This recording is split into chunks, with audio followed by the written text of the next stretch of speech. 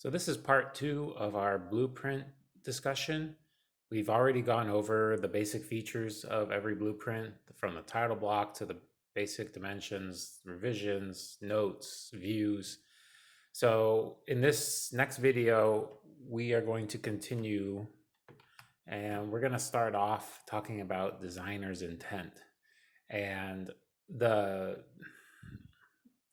the reason designer's intent is something I want to talk about is because a blueprint is a collection of requirements that one or more people probably spent a lot of time and energy trying to document. And they have to take a 3D idea, a model usually, or some other way of coming up with their design and put it down in a two-dimensional form. And sometimes that can be really difficult to do. This example that I've shown you in this video is pretty basic. This part has no function other than teaching, but some other parts have real functions, and they get more and more complicated as you're trying to add features and also reduce costs, and you look at the entire design, and something very complex can come out of something that's very basic, that started off just as an idea, but when you have to put it on paper, things can get a little more complicated. So as inspectors, someone who's reading a print needs to understand it. You're not going to have all that nice background of what the part does, how it was generated, what the function is. All you've got is the black and white requirements. And oftentimes prints are confusing. I have an engineering degree. I've been an engineer, created blueprints, and it's challenging to try and satisfy all the customers that are involved, because you've got, you want the engineering perspective, but you've also got the supplier or manufacturing perspective, there's a quality perspective, there's a customer perspective, and you're trying to make something that satisfies, all of these requirements. But usually what happens is you have to set a minimum standard for these requirements. And so sometimes when you do that, it leaves people wondering, this isn't usual. This doesn't make sense. So I've already kind of talked about, let's go in more discussion about these customers. So first of all, I break it down into three main customers. So you have the design or the engineering involved, and their key requirements are to define all the features of the part. At a bare minimum, you have to define the size and the location of every feature. That's all. And so many, I've been in situations, many engineers, that's all they need to do. How they achieve that goal is not as critical as completing it. So there are many different ways I could have done this print. I could have put the views in any location. I could have set the datums anywhere I wanted. I can call holes from the top side or the bottom side, from the left or from the right. I could do chains. I could do single origin datums. You can do unilateral dimensioning or bilateral dimensioning. We're going to go over that too later in this series, but there's a lot of options that we have. And so sometimes the bare minimum, you just need to define them. And then usually you're going to try to emphasize the key functional or the cosmetic features of the part. So what's most important will usually get the most attention. Could be the tolerancing of a feature that's used for assembly, the location of it, the size of it. Could be notes we've talked about, and notes in the corners. So they'll usually focus on, an engineer will focus on, okay, what's critical? We'll put a lot of effort into defining that exactly the way we want it. And the rest of it doesn't get that level of critical thinking, and it meets that requirement of let's just define it. These are not critical features for the function of the part, so we don't have to be put as much effort into defining them. And that's one way to do it, and that's a very pragmatic way to do it, to focus your efforts where you think they're needed most. That third bullet point there, from engineering or design perspective, manufacturing processes may or may not be defined. So that can be an area of confusion and even sometimes conflict, where the print has a tolerancing that may not be reflective of the manufacturing method's capabilities. Those are always discussions that should be had when a print has a requirement that looks like it's either going to be beyond the capabilities of the manufacturing process, which is not as likely. What's more likely is it's within the capabilities of the manufacturing process, but it's going to require excessive controls. It's going to be very expensive. And so because it can do it doesn't mean necessarily you shouldn't change the requirements to be more reflective of economical manufacturing. So sometimes a process will say, look, we want you to grind this. We want you to turn this. We want you to use a certain, for example, certain heat treating process, whatever it may be. Sometimes it may be defined. Most of the time it won't be. The process won't be specified. It'll be up to the supplier, which gives the supplier flexibility. But what's kind of goes unstated sometimes is when you're using a title block tolerance, and like in this example, this title block is really geared towards a machined part, whether it's manual or CNC. It's not really applicable for any other type of manufacturing because of the tolerancing involved in the title block. So that almost defines the manufacturing method. And sometimes methods improve over time. New technologies emerge, like 3D printing, where things are cheaper to 3D print than to machine, but the prints don't get updated. And the prints still say, have these machining tolerances or whatever. It's normal. It happens in almost every industry I've seen that, sometimes the prints lag behind the technology. And, hopefully that's not the case for you. But if you think like, hey, we could make this part a different process, may not hold all the requirements on the print, but we think it's going to satisfy the function. Sometimes you can work with that, get some new requirements around this new process you're going to do.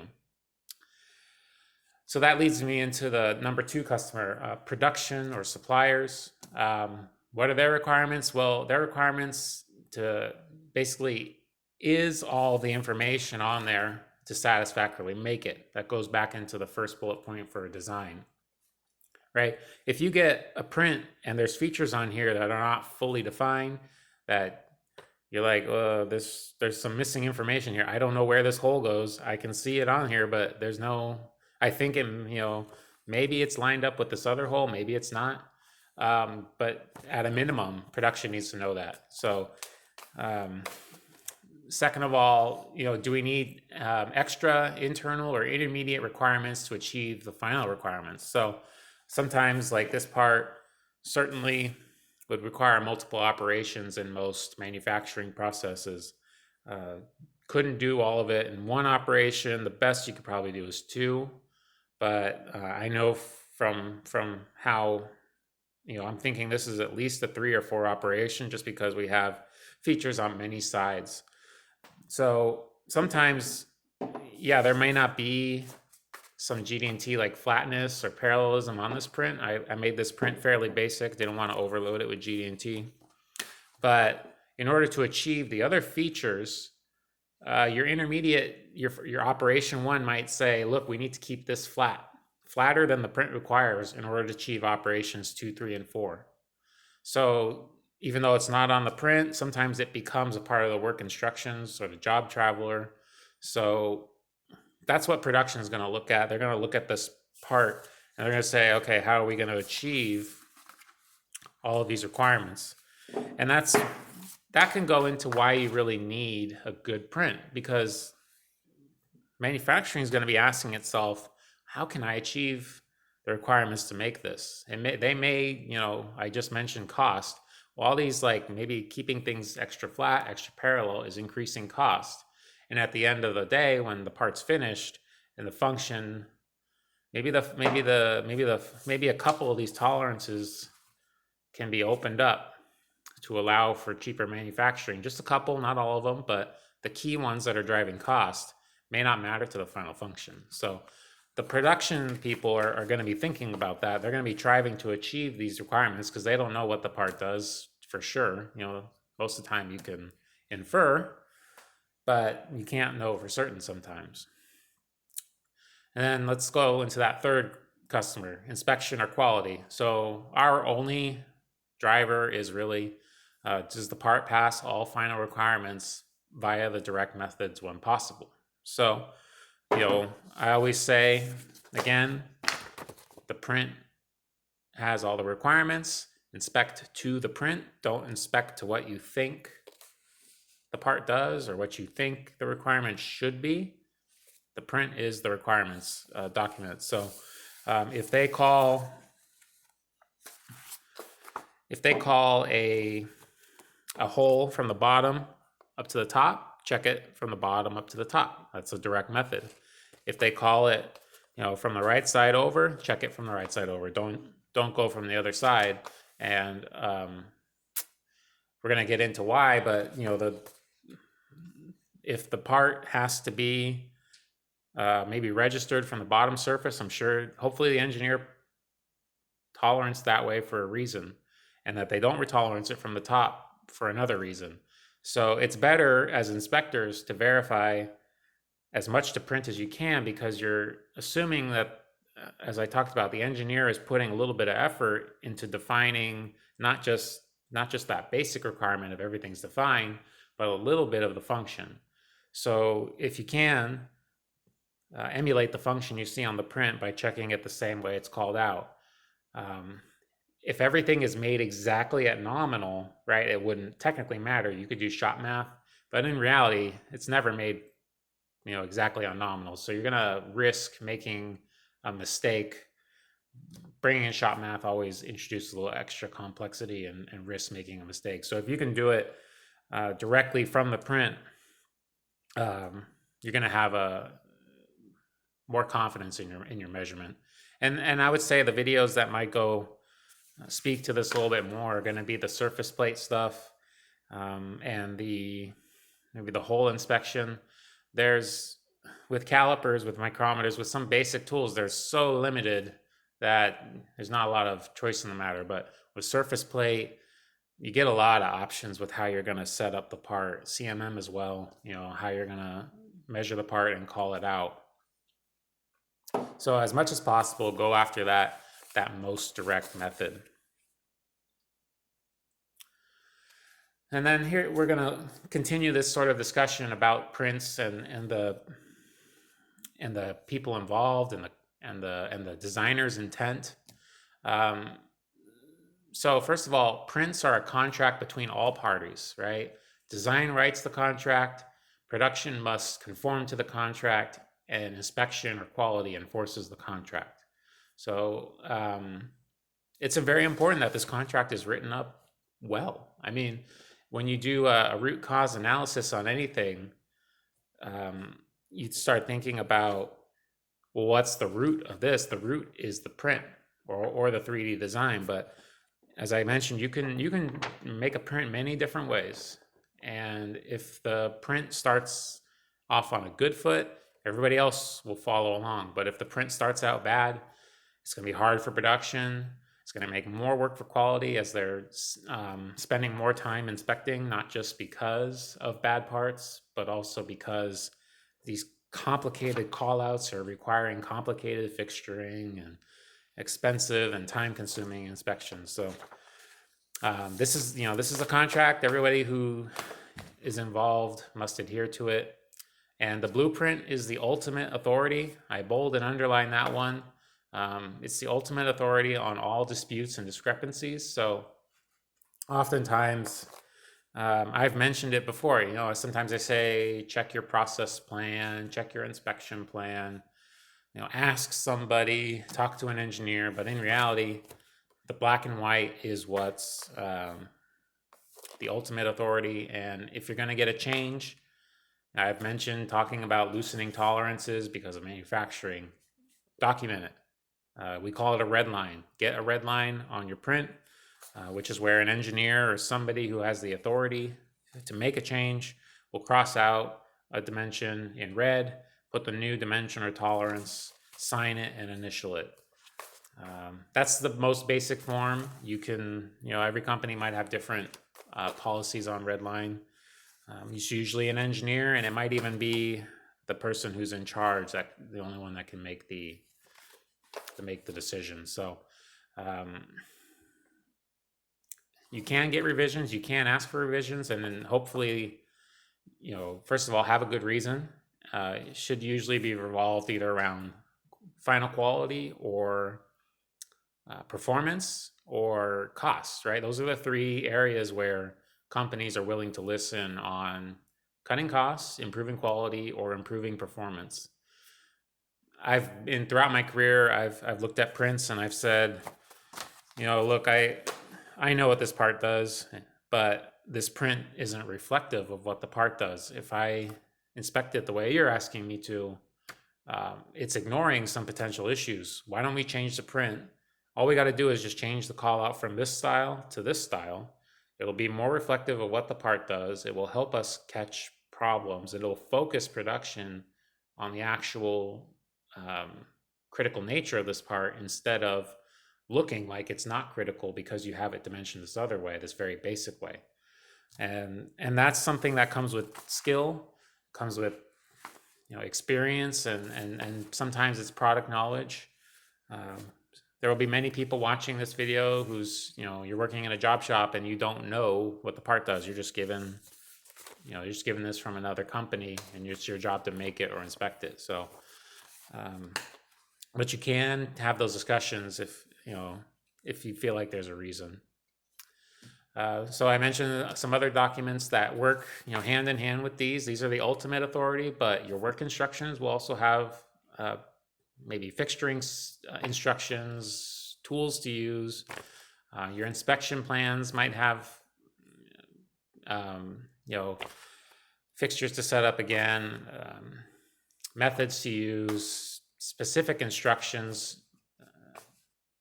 But again, the print is still the authority. And then your purchase orders, when you're working with vendors, purchase orders will usually have some requirements. They may not always have prints. So when you're watching this video series about blueprints, you may not actually have a print. You may have some other requirements, but everything I've talked about, it's just requirements. This is a requirement sheet in graphical form, but any requirements, these principles apply.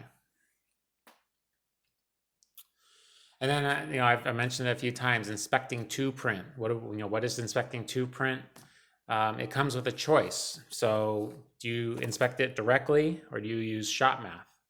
And my rule of thumb, what I recommend inspectors do is always inspect to print when possible. Like I said, if they call it from over here to over here, check it that way. If your datum is, if your datum is on the bottom of the part, take all your measures off the bottom of the part. If your datum is on the side, take them off the side. Try not to involve shop math unless you have to, but I'm not saying don't use shop math. I use it all the time. It's a necessary tool, but it involves adding a little more complexity. When you have to use shop math, you usually have to measure a few features like a diameter to get a radius, an overall thickness to get a step depth. You're doing some subtraction with other features and you're adding some complexity because of the error that stacks up. So as much as possible, inspect it to print. And once again, I mentioned the surface plate video is really where we get into setting up fixtures and inspecting directly to print. For hand tools, it's a little more direct. With hand tools, you still mimic the print and use as little shop math as you can. And why? Well, this, it reflects designer's intent. I mentioned you can set datums anywhere you want when you're a designer, and if you're just looking at this in a vacuum, completely by itself, like this part, they could put the datums anywhere they want. They can call the locations from anywhere, but they've actually chosen something. Hopefully they've chosen something that makes sense, that gives a little bit more insight into how the part works. Otherwise, there's an auto dimension feature in most CAD softwares. The last time I saw it was like 8 years ago, so I know it's available, where you can take a 3D model and it'll auto create the dimensions for you in a second and spit out a print for you, and it will only satisfy that very first requirement of define all features of the part, but there's no extra little communication about what the part does that way. It only helps you make the part and define the tolerances, but when prints are done well, you'll get a little bit of insight into how the part functions, which will increase your odds of making the part correctly and passing the inspection. So this has been a little bit of an aside from blueprints, but I've been an engineer, I've been an inspector, so I know I've seen both sides of it. And as an engineer, I usually try to satisfy the requirements of everybody. It's usually possible to find a print that not only satisfies the manufacturing method you're going to use, the inspection method you're going to use, and the design. But oftentimes it just doesn't happen. When I said I've been on the inspection side of it, and I've gotten a lot of prints that really don't make sense for inspection or don't make sense for manufacturing, and you're talking to the machinist and you're looking at the print and you're just like, what is this? Like, what were they thinking? And it's okay. Sometimes they're not. It's a lot of work to look at the whole picture on every single print you do. So I understand, but hopefully, if you listen to the feedback of production people, they'll usually give you a better way to do things that's less effort and more cost effective. So that's my little aside from being an inspector for 5 years and having also been an engineer. I know it's difficult, but it is possible. So when you're inspecting to print, some questions to consider, when you're looking at it, well, what tools do I need? What fixturing setup do I need? You should always be using the print as your guideline for making these decisions. So the print and the tolerance. So you're looking at the datums and where things are called, as well as the title block tolerance or the specific tolerance next to the feature. So if you shouldn't just be looking, what I should never do is take this print, set it aside, look at the part, and decide how I'm going to measure it. You don't do that. You need to know your requirements. Now, maybe you've got like the world's greatest, most accurate optical CMM and nothing beats it.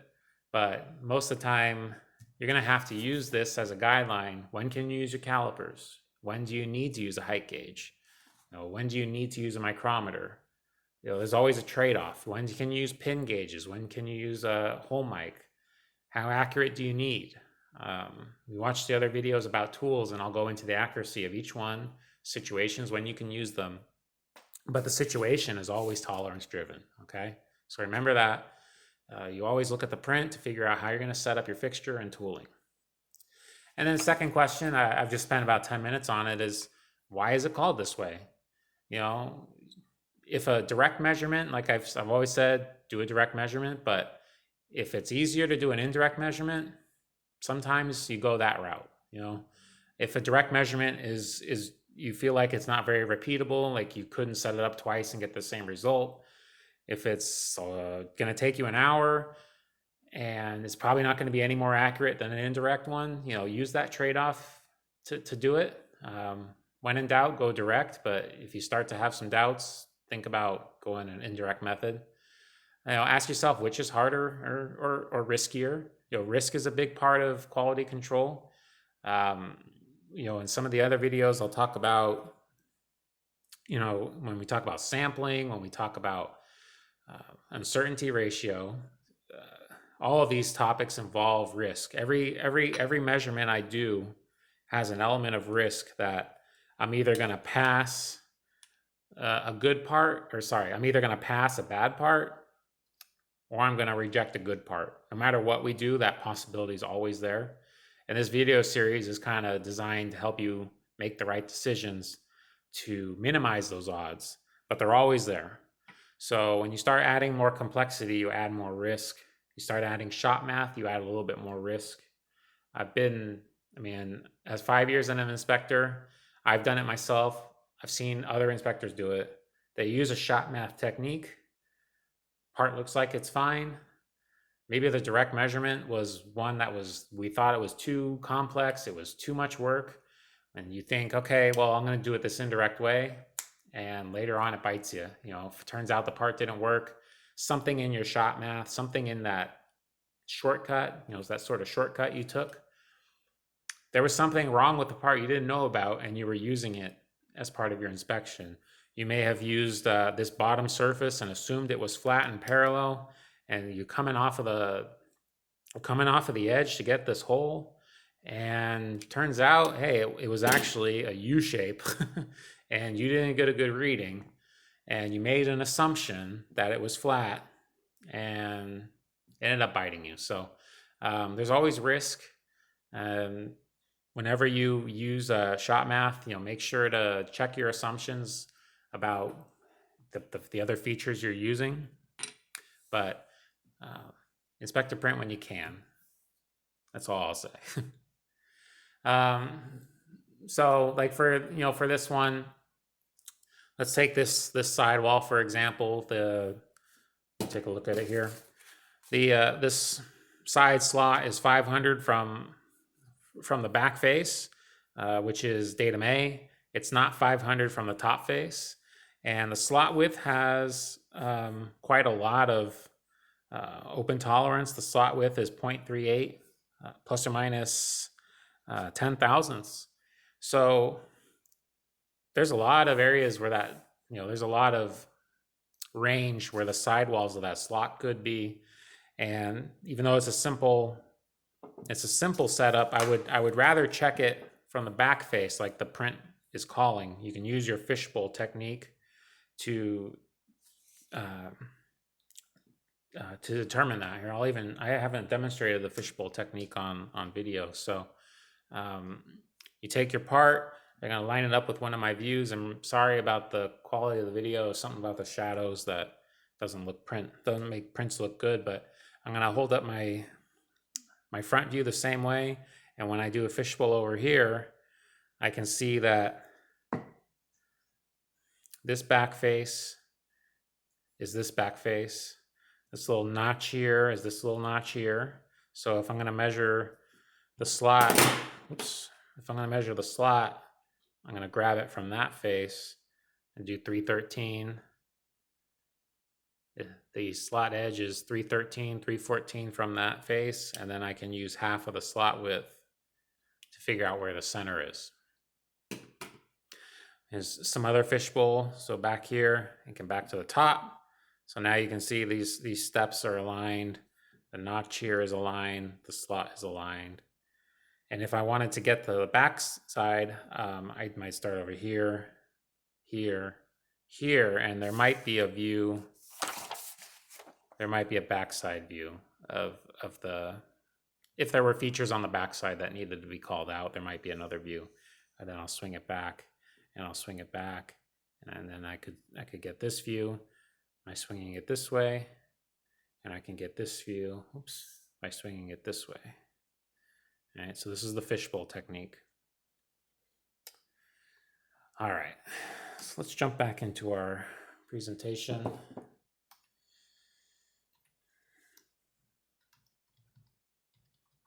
Sorry about this. Okay. So I mentioned shop math a lot, but we're going to do an example. Shop math is a all-inclusive sort of terminology. It means anytime you can't just take your measurement tool and get a direct measurement, that's a direct measurement. That has no shop math involved. But if you need to actually do some math, addition, subtraction, trigonometry, circumference sometimes, angles, angle subtraction or addition, triangles. If you're not good with triangles, you better be, because we're going to be doing a lot of triangles in inspection and circles. So here's an example. That 315 step thickness in the top view here, if you're going to measure that from the way it's called out, that's a simple caliper check from the back side. That there's nothing involved. But let's assume for a second that this is being machined out of a piece of aluminum, and this is the operation that starts first. It goes around, it does the slots, and it's still in the machine. All right, the backside hasn't been cut yet. Now you want to verify operations one's work. First article of operation one. There's still a piece of uncut material on the backside, so you can't. Right? You can't verify anything back here. It's still in the machine. It still has extra material. So you're going to have to come off of the top and try to verify each step. Now, because this part is in process, these are all reference checks, but you can still use the shop math to know if you've already made a scrap part or not. So you look at that print, and there's a thickness of 1 inch. So it's 1 inch thick overall. And we're looking for the 0.315. So 1 inch minus 0.315 is going to be 0.685. So it'll be 315 when it's finished. From there, and it will be, if I had a long enough gauge, it'll be 685 from the top surface. So 685 from here to here. That's shop math. So do I have anything? I've got a 1, 2, 3 block. This 1, 2, 3 block is at 0.999, so it's 1,000 short. And this is another example of shop math where I'm bringing in another fixture. Probably not recommended. There's other ways to do this, but I happen to have the caliper right here. I will flip this around so I can show the camera what I'm doing. So I should get an extra inch of thickness that I wasn't expecting. So I'm expecting 0.685, so I should be getting 1.685. And I'm doing my best. Here we go, 1.685, 1.686, okay? Let me show you on the second camera if you want to pull up the video feed of what I did. It's a little bit harder to hold it, but I can give it a shot.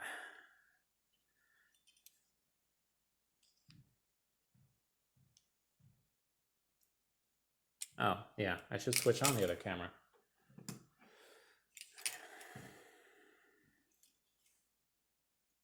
So I'm gonna drop the depth bar real quick. 1.686. Okay, so we have a caliper video for you to watch if you're not sure what I just did. But this is a form of shop math. I didn't get a direct measurement. You know, again, I'm kind of assuming it's still in the machine. It's not finished yet. If Datum A is not cut yet, all of those features off of Datum A, I'm gonna have to check another way. So I'm gonna use shop math. Here's another example. I don't have this part. I do have the print. So one of the when you're looking at hole patterns, what you're going to see a lot of the time is going to be some sort of equal spacing between the holes. So here to here to here to here, all these 8 holes, they want them equally spaced. Now, some prints are going to have the angle. In this case, it would be 45 degrees. If it were more holes, it'd be a smaller angle. If it were less holes, it'd be a bigger angle. Some prints will call it out that way. Some prints will say equal spacing. And other prints might just say, you know, forget this equal spacing and angle nonsense. We're going to call it all an XY. We're going to define an XY coordinate in the corner, and we'll be done with it. You know, we'll do it all in XY. But any way you do this, you're going to need shop math. For one thing, as I mentioned in the whole videos, hole inspection videos, you can't register a gauge on the centers. You can only register your gauges on the sides of holes, not the centers, unless you're working with, a CMM can calculate the center for you. Some height gauges can calculate the center for you, but in reality, you're going to have to use the whole radius to verify the center point, which means knowing the diameter, knowing how out of round it is. That's a GD&T circularity requirement. You may need trigonometry. So there's a few tricks. I want to take a quick moment to, when you're talking about shop math, it's not just as simple as verifying numbers. What I like to tell people is there's often requirements that are supposed to be symmetric, and you can verify symmetry. Instead of verifying 45 degrees or XY coordinates, sometimes you can verify symmetry. And this is an example where you can. So if you go with your calipers, if you grab each hole to hole, you can verify that if all the hole to hole distances are correct and they're all the same, then it's symmetric. And if it's symmetric, it passes, right? Now, if it's not symmetric, how not symmetric is it? We don't know, not without further calculation. But a lot of times if you have an open tolerance that allows, maybe plus or minus 5, plus or minus 10 would be better, but to use a caliper, if you've got an open tolerance, these are not critically called out features, this is a more than acceptable way to do it. So I don't have that part up on the screen, but I do have this little one here. So I will try to demonstrate the same concept. So we're going to find out, are these 4 holes, are they centered? Are they equidistant from center? And are they equidistant from each other? It would be the same style as the print I showed you on the screen. But first of all, I'm going to verify if they're on center. So I'm going to grab hole to hole with my caliper, 236. This one, 235. This one, 235. This one, 235. So maybe even my first one was wrong. Another way you could do this is you could zero the caliper on one of your features and check that way. So I'll do this next check with that method. I'm going to zero it equidistant here, 508. It's a little bit hard to zero and show you what I'm doing, but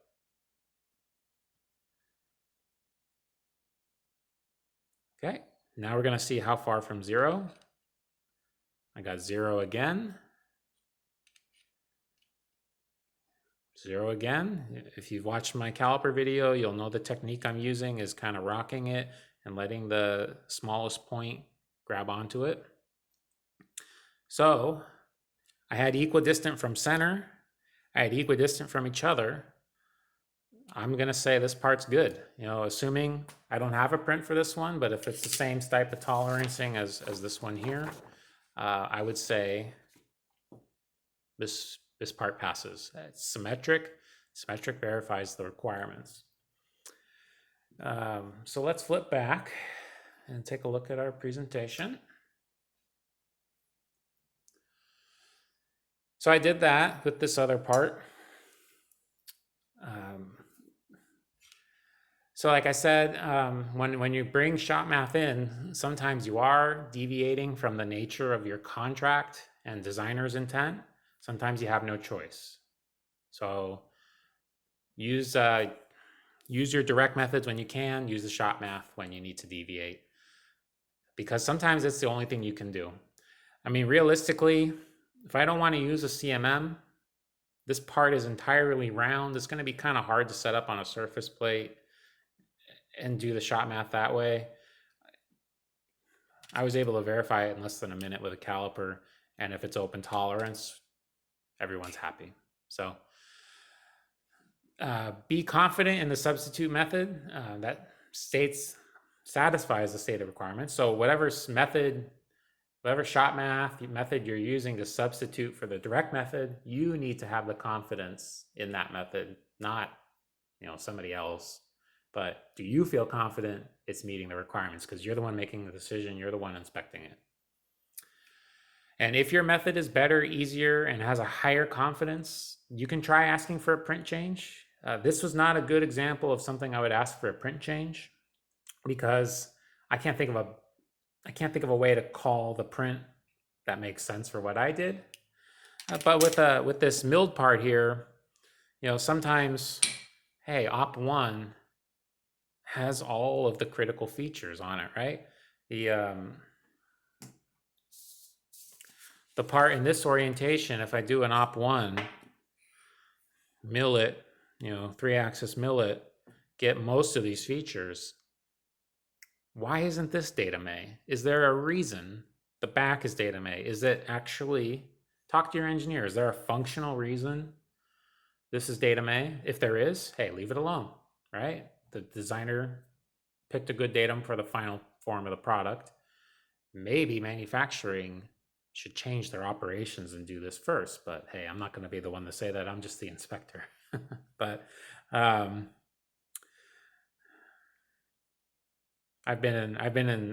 inspected probably in the thousands of parts where they put Datum A in last on like a 4 or 5 operation, and as an inspector, it's frustrating because you're doing shot math the entire time. You're doing all these substitution checks the entire time. At the very end, they put the final datum on, and you wish production would do it in the other order. You wish they would do Datum A first. So, but going back, forget that. Getting back on track, if you could change this to Datum A, well, then you could do direct depths of these steps, and that might be easier. That might make everybody happier. Machining will be happier. They'll be able to run the part in the order they want, and inspection will be able to get direct methods. And if it doesn't affect part functionality, hey, everybody's happy.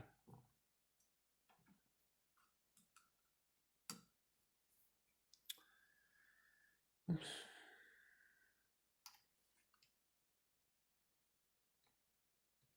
Skipping ahead. Sorry about this little technical difficulty.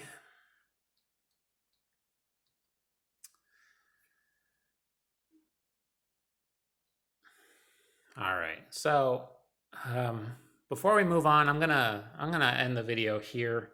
I don't want it to get too long. We're gonna end in 3 parts, I believe. So I want to thank you for watching this this video on print, designer's intent and contract nature of it and shop math. I think these are all really important for an inspector to understand. Even if you don't understand, you're in the beginning of your career, you don't quite understand what I'm talking about. The more parts you see, the more prints you see, the more you move between a couple of companies and see different perspectives, I think this will make more sense to you. But if you're just now beginning, as I said, try to stick to those rules. Use the blueprint tolerance to drive your decision making on tools, and use the style of dimensioning to drive how you register your anvils, checking exactly the print, or if you need to use a shot method. So in the next video, we'll cover the important steps for inspecting a part against the print. I want to thank you guys for watching. Please check out my website, pragmaticmetrology.com, and please continue with the 3rd video as well. I have more videos up on the website covering many of the common gauges for machine metal parts as well as other industries. And I want to thank the Laney Machine Technology Program in Oakland for providing this part for me to use in this video. They provided many of the tools in the video series and parts as well. They're a really great program. I recommend, if you're in the Northern California, Oakland area, check out their machine technology website, where they've got classes on CNC machining, manual machining, quality control and inspection, metrology. CAD design, mechanical drives. They have a lot to offer anybody who's interested in a career in manufacturing. One of the more established colleges in this state in that sense. So that's Laney College, Machine Technology Department. Uh, they've got apprenticeships, they've got associate's degree and certificates you can earn. So it's a great place. Please check them out. I thank them for providing this part. And I thank you guys for watching. Please continue with our blueprint discussion and check out all my other videos. Thank you.